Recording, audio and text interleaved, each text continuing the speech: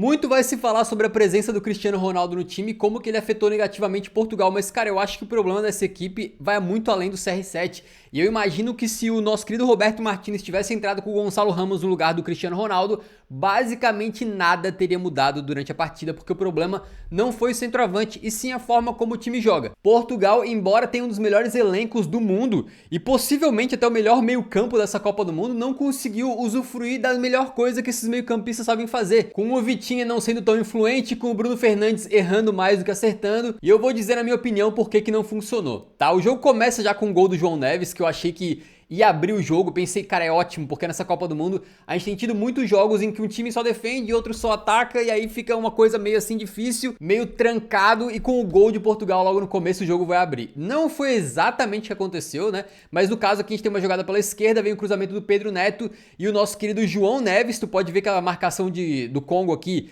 em teoria tá certinha, né? Tem 3, 4 jogadores para 2 de Portugal ali, mas ele consegue se adiantar ao zagueiro, né? Que deu uma moscada no lance e cabeceou muito bem. O guri tem estrela, né? Muito se fala do Vitinho aí bastante, mas o João Neves também é um cara muito especial que acabou marcando esse gol de cabeça. Ele que não é muito alto, né? Mais precisamente 1,74 m, né, e conseguiu subir ali na base da inteligência e da antecipação. A seleção do Congo não ficou só se defendendo e nas poucas vezes que eles conseguiram sair para ataque, eles levaram mais perigo do que Portugal, tá? A gente tem essa bola aqui que o Wissa chuta para fora e o que eu mais gostei desse lance foi que, cara, é assim, é muito diferente, né? Eu já falei em vários vídeos, assim, o nível de cobrança com cada seleção.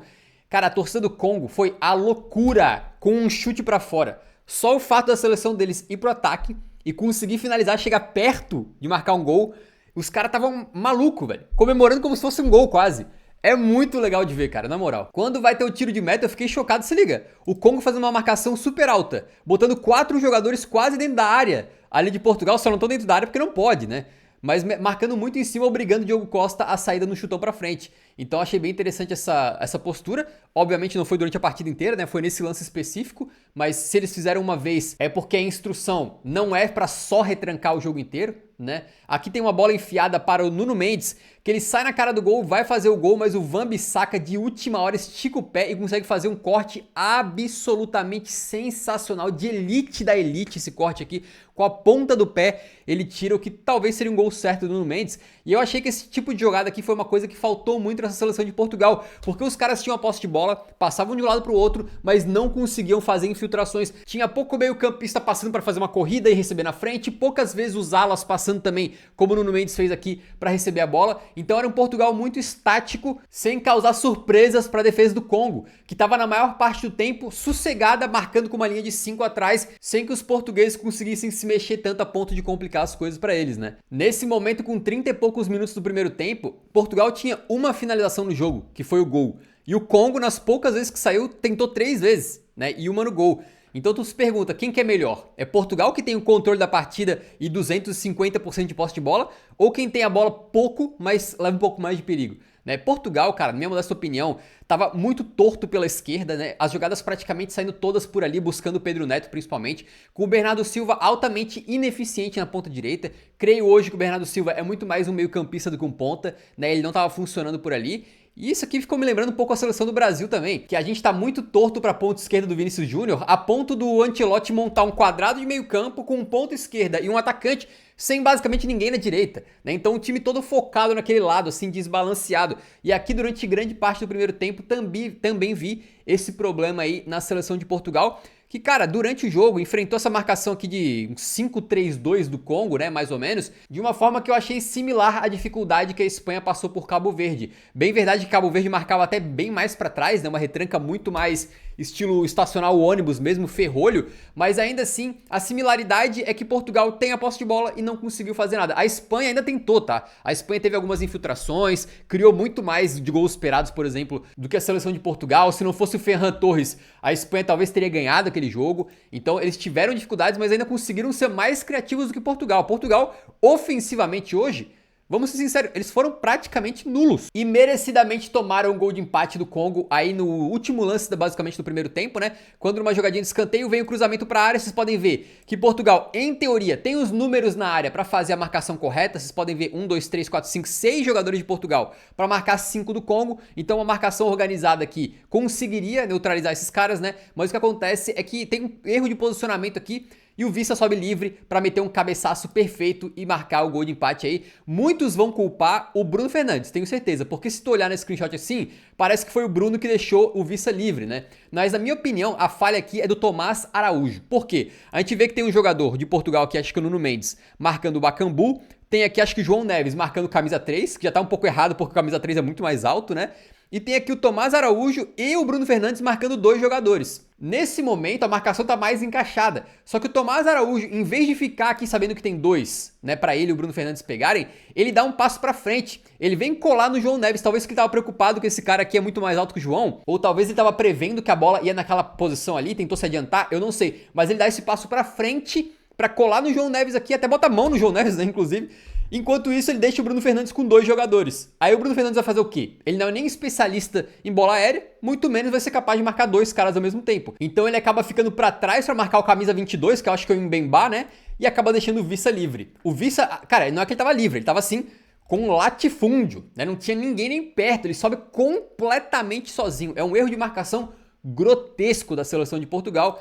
Parabéns para a República Democrática do Congo, que meteu o seu primeiro gol em Copas do Mundo. E já fica o jabá para você seguir a nossa conta lá no Instagram, rapaziada, é o Eurofuteiro. Nosso trabalho tá bem bacana, não custa nada para você. Pega o celular aí e segue a gente lá 2 segundos, beleza? Foi pro intervalo assim, né? E se tu olhar os números, Congo foi melhor. É que óbvio que assim, Portugal tem um controle, Portugal teve 80% da posse de bola, mas quem que foi mais perigoso ofensivamente? Foi o Congo. Essa mudança que foi essencial do Roberto Martínez, creio eu, né? No intervalo ele coloca o Francisco Conceição no lugar do Bernardo Silva.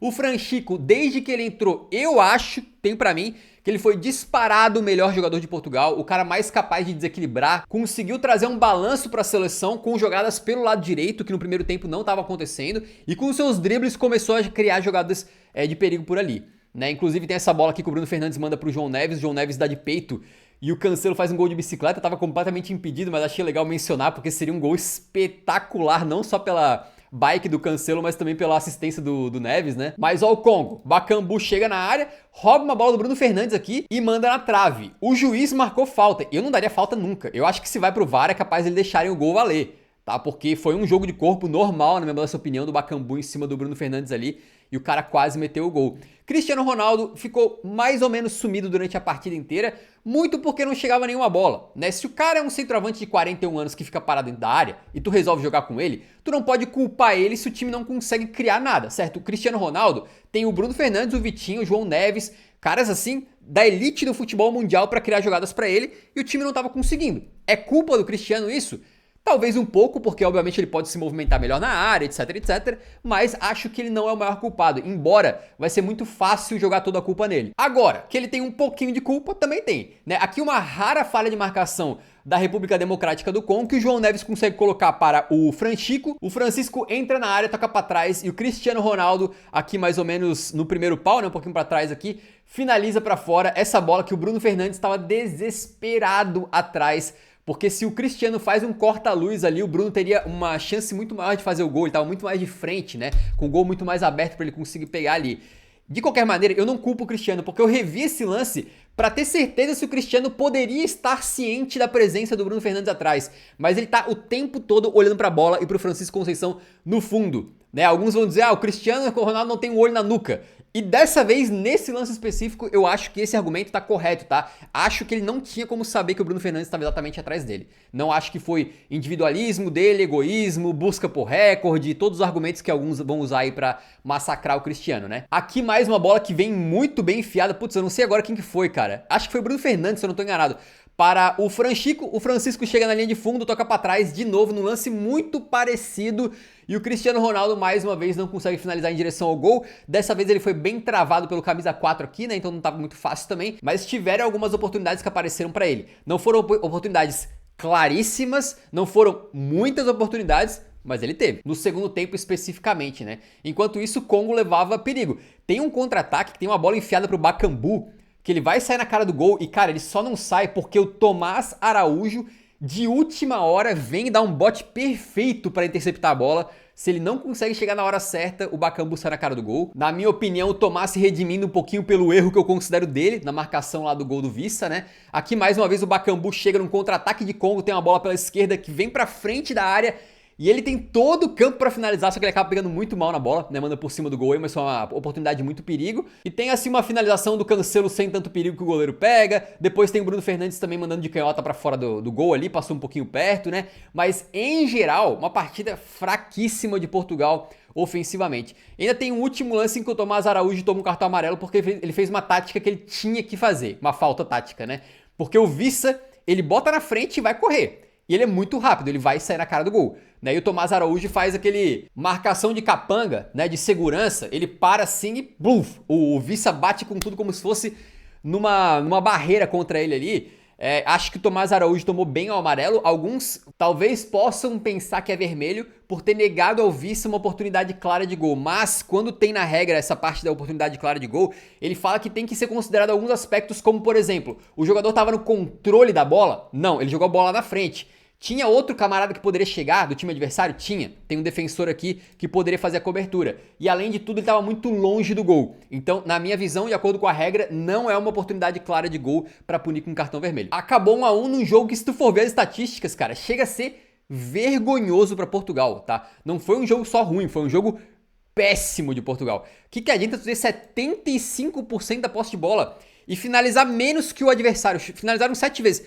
Uma certa no jogo inteiro, que foi só o gol, né? 0,64 de gols esperados num jogo onde tu é amplamente favorito. 0 grandes chances criadas. É uma pobreza ofensiva que é quase inacreditável com o elenco que eles têm. Com um meio campo desses, os caras não criarem uma grande chance na partida inteira. É óbvio que Congo tem muito mérito pela forma como eles defenderam também. Então, de parabéns, eu gostei do jogo do Mbemba, do Wan-Bissaka, do Masuaku, né? Mas Portugal fica devendo, e não é pouco. Eu gostei muito da entrada do Francisco Conceição, e ele tem um pouco daquela pegada de jogador de segundo tempo, né? Então não sei se ele funciona começando do zero, começando como titular, mas acho que é uma coisa que talvez valha a pena tentar. Rafael Leão teve um impacto praticamente nulo depois de que ele entrou, mas um cara que eu gostaria de ver também nesse time aí é o nosso querido, cadê? Trincão, que fez uma bela temporada aí pelo Sporting, né? E poderia certamente ser um cara que faz a diferença. Ele também tem drible, também tem técnica pra fazer bola enfiada, cruzamento. E tem gol também, né? O Trincão é um cara que sabe chegar pra marcar os dele. Então vamos ver como é que o Roberto Martinez vai resolver esse pepinaço que ele tem na mão. Porque eu vou te falar uma parada. Do jeito que jogou hoje, não ganha da Colômbia.